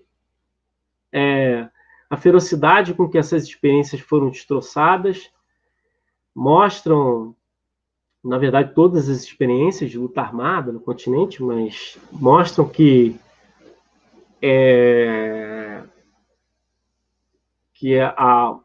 o golpe e os expedientes reacionários e autoritários eles permanecem vivos no nosso continente, tendo em vista os últimos acontecimentos no contexto latino-americano. Essa experiência, ela, apesar de interrompida em 74, em 75, ela retoma nos anos 80 um retorno de uma discussão de organização anarquista em território argentino. A gente vai ter, na década de 80 e 90, a fundação de outras organizações políticas anarquistas de vida curta ou não, que são fundadas a partir dessa experiência, e também a reorganização da FAO, depois do fim da ditadura militar uruguaia. E essas experiências elas criam um contexto, uma tradição política, que antes e depois vão se espalhar para outros territórios da América, né, como o Chile, como a Colômbia, como o Brasil, onde essa tradição anarquista especifista passa a virar um grande modelo, um grande motor de uma experiência de inserção social e sindical e comunitária estudantil que tem como marco a fundação da Federação Anarquista Gaúcha em 1995, no Brasil, e a fundação da Coordenação Anarquista Brasileira em 2012. Mas também outras organizações e experiências, como a Federação Anarquista de Rosário, em 2015, na Argentina, fundação da Federação Anarquista de Santiago, em 2019, e a refundação da Coordenação Anarquista Latino-Americana, em 2019, que é tributária a essa experiência brasileira. Acredito também que essa experiência traz a necessidade de pensar a luta popular para além dos aparatos institucionais, mas pensar essas insurreições de massa, esse acúmulo de força social feito nos movimentos sociais, nos sindicatos, no movimento estudantil, que acumula força para promover uma transformação revolucionária e que deseja transformar a realidade e não se integrar ao Pacto Social e Conciliação de Classes, tendo em vista que a maior parte, uma grande parte de ex-guerrilheiros de organizações de esquerda se tornaram, na abertura democrática, gestores do Pacto Social Burguês. Então, essa é uma questão que a gente precisa também trazer para o tempo presente, que a necessidade de retomar essas perspectivas combativas e radicais, onde o anarquismo se insere modestamente no continente, resgatam o eixo necessário de colocar as fichas da transformação social, não necessariamente nas eleições, né?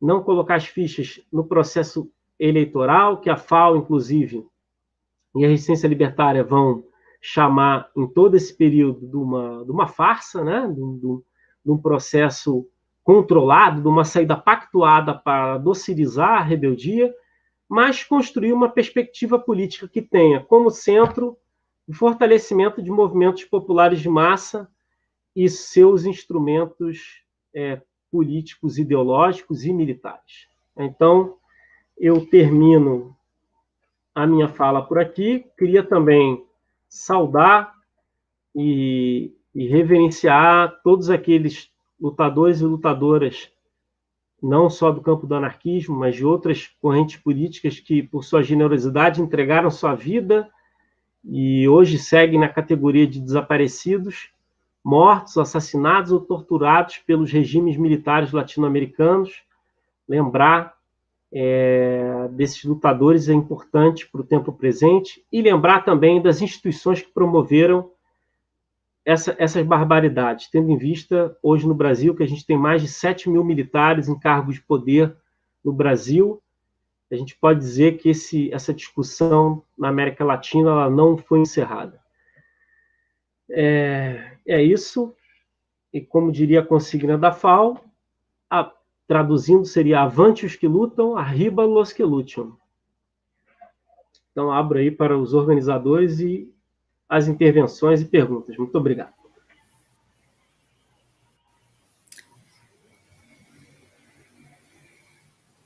Esse é o momento que nós vamos abrir para as perguntas. São 3 blocos, cada uma de 2 perguntas. A gente vai deixar as perguntas de referência, que são um tanto mais rápidas, por último, e vai transmitir aqui no chat também, se for possível, essas referências. Vamos para a primeira pergunta, que é da Tatiana Ziberman Fernandes. No México, conversei com pessoas de coletivo de descendentes de maias e zapatistas.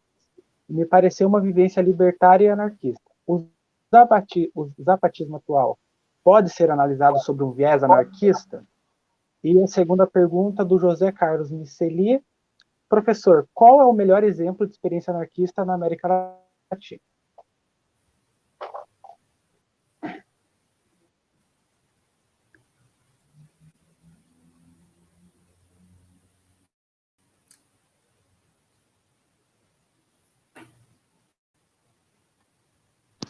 Eu acho que está sem áudio, Rafael. Opa, isso, voltei agora. Estava falando com o microfone fechado. Em relação ao zapatismo, acho que é preciso entender, para responder essa pergunta, a perspectiva política anarquista para o movimento social. Então, na história do anarquismo, em seus 150 anos, o anarquismo ele não pretende, em sua maioria, transformar o movimento social no movimento anarquista. Malatesta dizia, nós não queremos transformar todos os trabalhadores em anarquistas, mas nós, enquanto anarquistas, desejamos estar dentro desses movimentos sociais, impulsionando e imprimindo uma perspectiva libertária para esses movimentos. Diferente da perspectiva do anarcossindicalismo, que propõe um programa anarquista para os sindicatos, perspectiva que, particularmente do campo da militância, também sou militante, né, político, sou anarquista, creio que é uma perspectiva equivocada, no sentido de que o movimento social ele deve estar aberto a diversas ideologias políticas dentro do campo da esquerda. Mas o movimento social, pela perspectiva do anarquismo, ele deve adotar uma perspectiva libertária. Então, nesse sentido, a gente pode dizer que o zapatismo é libertário. É importante separar o que é libertário do que é anarquista. O anarquismo é um fenômeno da segunda metade do final do século XIX, como eu falei, da AIT, da Aliança da Democracia Socialista, mas existem fenômenos libertários que são mais amplos e mais antigos que o anarquismo.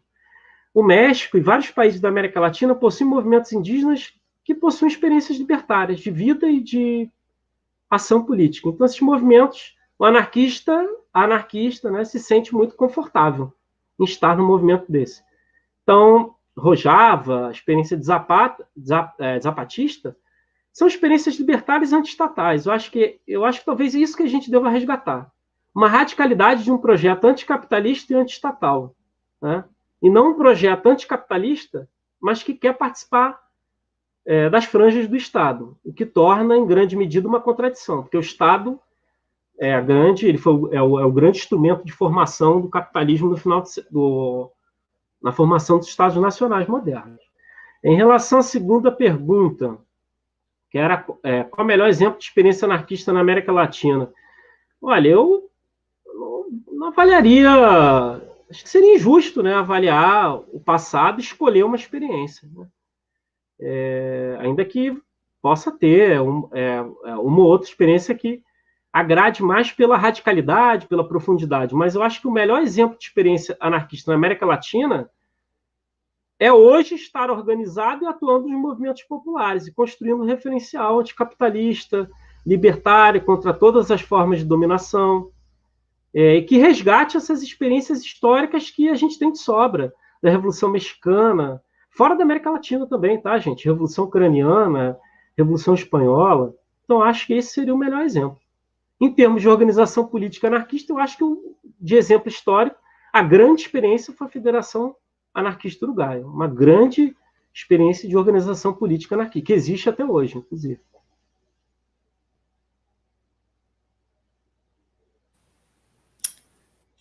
E aí, professor, obrigada. Vou seguir agora para as próximas perguntas. A próxima é do José Carlos Micelli. Professor, qual a importância do pensamento de Rafael Barret para entender o anarquismo na América Latina? E a próxima é do Bruno Moreno. O sindicato tem origem no movimento anarquista?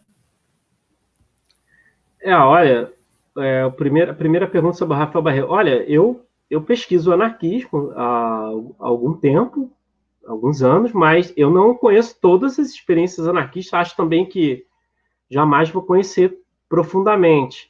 Sei que conheço pouco do Rafael Barret, sei que o Rafael Barret, ele talvez, um dos maiores escritores anarquistas da América Latina. Mais lido do ponto de vista do jornalismo, da narrativa literária, e ele é um cara importante para a imprensa anarquista em específico. Então, acho que ele tem uma importância monstruosa, tendo em vista que os jornais anarquistas eles são responsáveis por construir referências políticas e ideológicas, né? É no jornal que você, ao ler um texto, o texto está te construindo ideologicamente também. Ele está... os estudiosos de análise do discurso falam isso. O texto ele constrói perspectivas, por isso que disputar o discurso é importante. Não à toa, né, vencer a eleição também usando esses expedientes sujos. Então, acho que a importância do Rafael Barret é muito grande. A outra pergunta é... Perdão, calma aí, deixa eu achar aqui. Perdi aqui, me esqueci. Do surgimento do sindicato. O sindicato, gente, ele tem origem... Primeiro que tem uma experiência toda o termo classe trabalhadora é do início do século XIX, né? O que os historiadores do mundo trabalho apontam. Acho que antes da Revolução Francesa a gente não pode falar em classe trabalhadora, a gente pode falar em plebe, a gente pode usar outro termo, mas classe trabalhadora como conceito a gente usa nos primeiros anos do século XIX.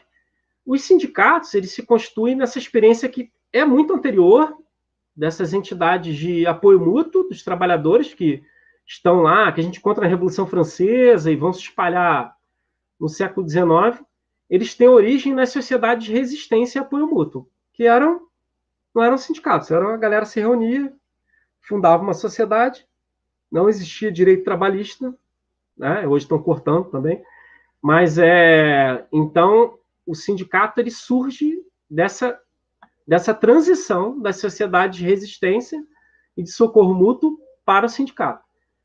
O anarquismo está imbricado nesse processo, porque o anarquismo, ele constitui o sindicalismo, ele é constituído pelo sindicalismo.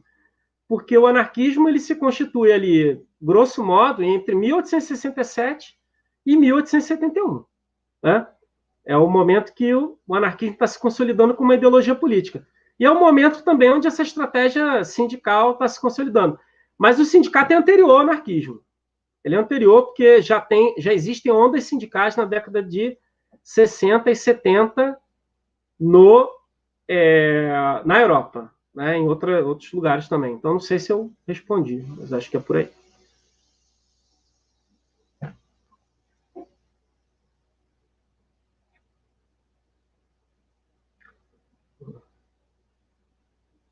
Agora do... Eu estou lendo aqui a pergunta, não sei se... Não escuto Isso. nada. José Carlos Celê, como você analisa o papel do sindicato hoje, tendo em vista que o maior movimento atual foi dos motoboys que não são sindicalizados ou não tem uma entidade representante?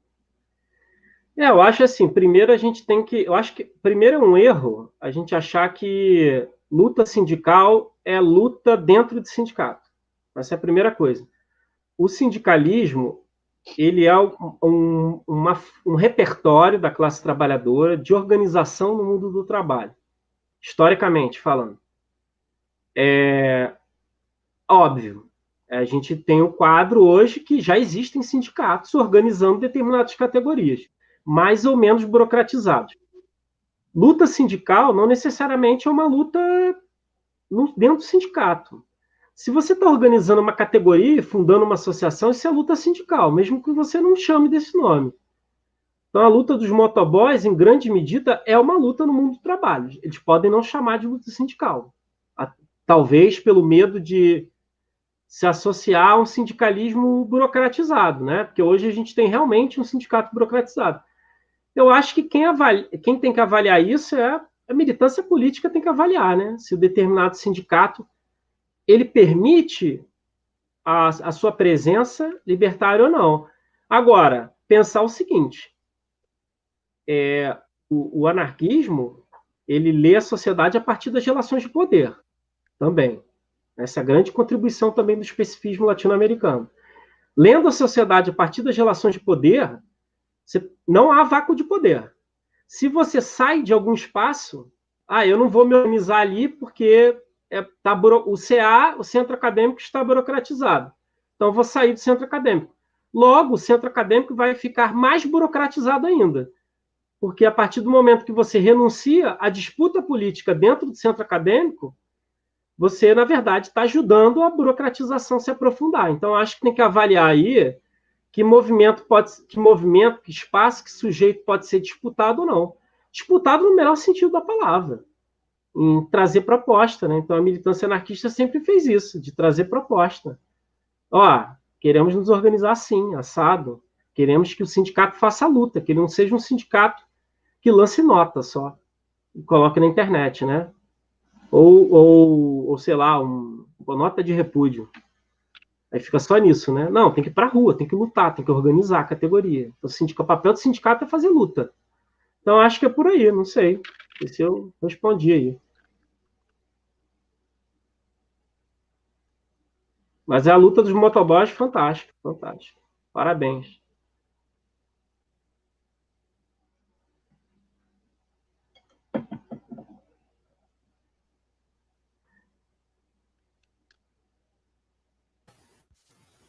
Estou lendo aqui, do Abraham Guilhem, né? Isso, do Florentino de Carvalho, ele perguntou, professor, a partir da crítica de Abraham Guilhem ao anarquismo, como em uma guerra popular, a guerrilha urbana, podemos pensar a concepção do povo em armas como uma doutrina militar anarquista? Tem a continuação. Doutrina militar anarquista. Pergunta difícil, né? Complexa, né? Porque só esse assunto aí já daria uma outra atividade, porque, de fato, eu não sou um especialista sobre luta armada, apesar de ter lido algumas coisas para escrever a minha tese, né? Especialista no campo da história, né? Mas tem um debate grande na luta armada. A luta armada não se restringe só ao foquismo guevarista, né? Ele tem a variante da guerra popular ligada ao maoísmo. Tem um debate se a luta armada aconteceria no campo, na cidade. Tem um debate se a luta armada é operada por um partido, se o partido controla a luta armada, se tem autonomia executiva. Tem organizações de luta armada que funcionavam como uma espécie de partido. É bem complexo isso, bem complexo mesmo. Eu também não li todos os materiais do Guilhem, é uma coisa que é difícil ter acesso à literatura dele. Agora tem alguns PDFs que surgiram aí, mas eu acho que é um cara que tem que ser resgatado, porque o Guilhem, eu acho que ele traz a experiência da Guerra Civil Espanhola e da derrota. Ele traz essa experiência, e o Guilhem ele coloca como centro da tática de qualquer ferramenta de luta armada a não perder contato com o povo. Então, por exemplo, ele acha, por isso que ele vai defender para o caso uruguaio a luta armada urbana, porque ele diz o seguinte, não sei se alguém aqui já visitou o Uruguai, ou já viu por vídeo, por foto, mas o campo no Uruguai não tem uma serra, gente. Não tem uma serra maestra no Uruguai que você consegue se esconder. Né? Os Tupamás até tentaram fazer alguma coisa lá, fizeram uns buracos que eles se escondiam, mas, assim, uma grande... Não sei se o termo pradaria seria certo, mas é uma coisa assim, que você não tem onde se esconder. Então, como é que você opera uma luta armada no campo nesse contexto? E outra coisa, o Guilhem acha que, ao se afastar do nível de massas, e essa é a perspectiva anarquista, que o anarquismo tem que estar dentro do seio do povo, no meio do povo, você se isola. Então, toda ação da luta armada, isso a PR-33 incorporou bem, deve contribuir para aproximar o povo da sua perspectiva política, e não afastar. Por exemplo, a FAO ela faz uma ação que ela sequestra um advogado, o Cambon, né, de uma empresa, e a imprensa começa a usar aquilo contra a FAO, dizendo que a mãe do cara estava doente para morrer. E aí eles são atacados na imprensa burguesa. E eles fazem uma avaliação interna de que foi ruim isso ter acontecido, porque isso causou antipatias. Então, esse é o papel da luta armada, deve sempre, nesse contexto, para o Abraham Guilhem e para a FAO, contribuir. Agora, tem outras posições dele, né? Acho que, em termos de guerra popular, ele tem a noção de que é um processo de curto prazo. Tanto é que o nome da resistência obreiro-estudantil é Resistência Obreiro-Estudantil. Resistência libertária, resistência libertária, porque resistência vem dos maquis, que são os primeiros a fazer luta armada durante os antifascistas na Segunda Guerra Mundial, os maquis na França. Resistência é uma luta prolongada, é uma maratona, não é uma corrida de 100 metros. Acho que isso traz muitas lições políticas para o tempo presente, né? A ação política não se resolve em 4 anos, em 2 anos, na eleição. Ela se resolve com uma luta popular que é prolongada. Então, o Guilhem tem isso bem claro, tanto para a luta armada quanto para a luta social. E ele acredita que o desfecho da luta armada é a insurreição generalizada, que envolve movimentos de massa. Né? Que o pessoal tem uma visão também equivocada. Por exemplo, Cuba, Revolução Cubana. A galera acha que foi o seguinte: Che Guevara, Fidel Castro se isolaram na Serra Maestra e eles promoveram a Revolução Social. Não foi bem assim. Eles foram muito importantes para a Revolução Cubana. Mas em Cuba existiam sindicatos fortíssimos fazendo greve, movimentos sociais fortíssimos fazendo ações urbanas também. Então, eu acho que é um pouco por aí. Não sei se eu consegui responder, né? Porque realmente é uma pergunta bem complexa aí.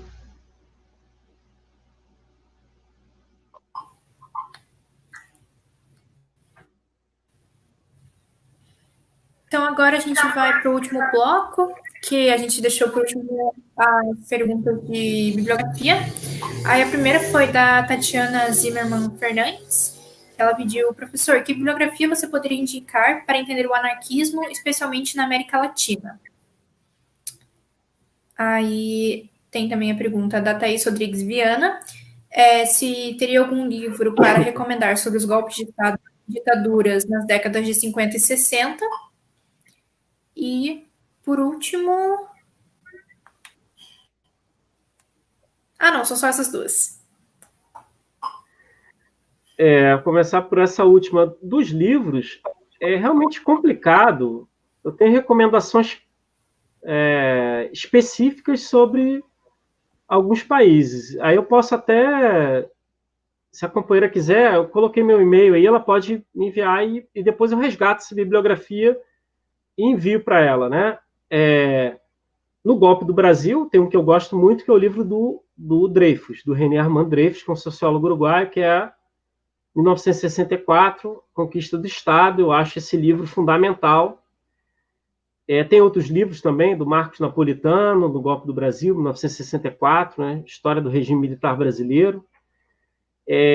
Agora, o que a gente tem que ter cuidado com essa literatura sobre os golpes militares é que existe uma determinada literatura que é revisionista, tem a literatura que é bem pequena, mas que diz não teve golpe, foi revolução, essas bobagens que a gente vê, bobagens perigosas, né, que a gente vê aí das organizações de extrema-direita.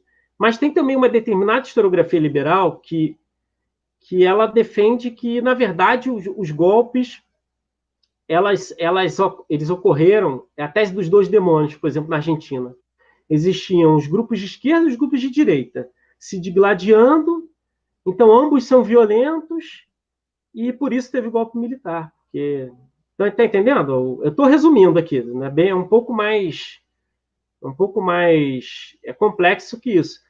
Mas possui uma perspectiva muito complicada, porque não vê os conflitos sociais e as divisões de classe dentro dessa sociedade. Aqui no Brasil também se difundiu uma historiografia que praticamente acha que defende que quase que o golpe militar foi um desejo de parte da sociedade brasileira.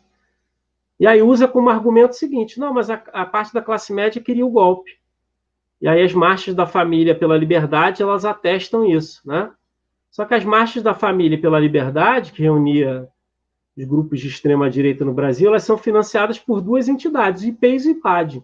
São entidades financiadas por organizações do empresariado brasileiro, com apoio também financeiro e político e know-how dos Estados Unidos. Então, como assim a sociedade desejou? A sociedade tem desejo, é uma coisa só? A gente sabe que existe um sistema de dominação, né? As pessoas não desejam as coisas livremente, né? A sociedade não deseja os regimes autoritários. São relações de força e de poder. Então, eu posso recomendar, tem uma bibliografia sobre o Uruguai, sobre a Argentina, sobre o Brasil, eu recomendo por e-mail. Aí a companheira peça que me envie e-mail que prontamente eu respondo. A outra pergunta, já esqueci, que eu me esqueci qual é, não me lembro. Tá, do livro. É o mesmo dilema da questão anterior. É o mesmo dilema, não tem... Os livros de síntese são livros com perspectivas muito díspares e, às vezes, mesclando perspectivas liberais com outras perspectivas, digamos, mais classistas, né? Então, não, tem poucos livros de síntese, né? Mas eu também posso, na minha tese, né, recomendo que busque a minha tese, tem PDF no site da Universidade Rural. Posso colocar ela também no Instituto de Teoria e História Anarquista, que é um anarquismo latino-americano. E tem toda a bibliografia que eu utilizei lá também, né? Que não se esgota, obviamente, mas também recomendo que me mande e-mail, que aí eu vejo com calma, para indicar uma coisa mais adequada.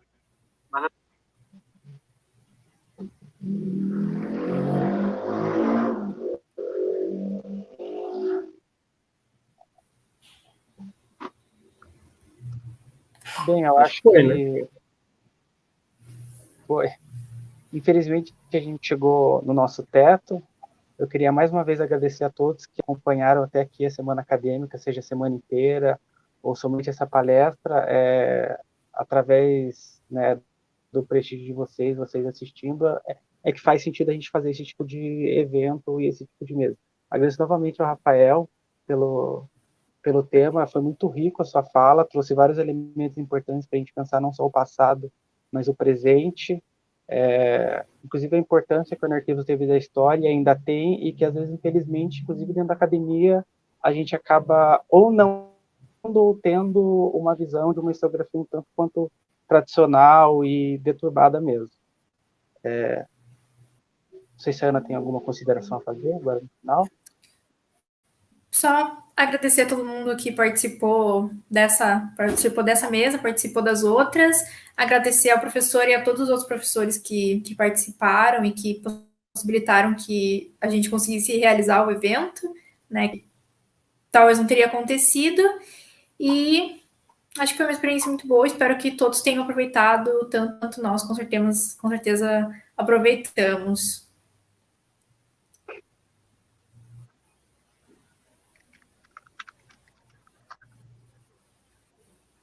É isso, gente. Valeu. Agradeço também aos organizadores e organizadoras, a todos e todas participantes, e espero que, modestamente, tenha servido aí para a gente pensar a história das lutas populares e o anarquismo na América Latina, assim como também as lutas sociais hoje.